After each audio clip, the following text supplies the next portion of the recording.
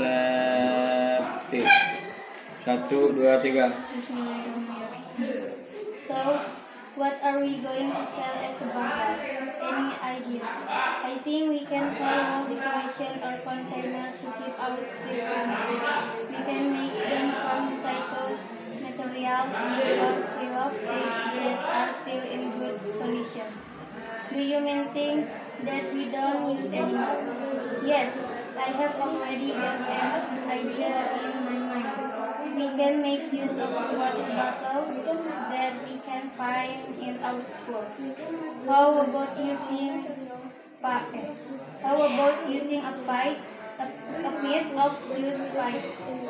I don't think everyone can find a piece of used pipe at school, Andre. Yeah, I have the same opinion as Mother. Yeah, I think you are right. Hey, I think we can try to product from water bottles. We can use the bottle cap and the bottle itself. What do you mean? What I'm trying to say is that we can write something from the cap, and we can write something else from the bottle. What do you think, guys? Hey, we can try to use Monisa's idea. Yes, I agree. Sure, why not? Oke, selamat. Wow. Kamu dapat nilai 95. Siapa namanya? Septi.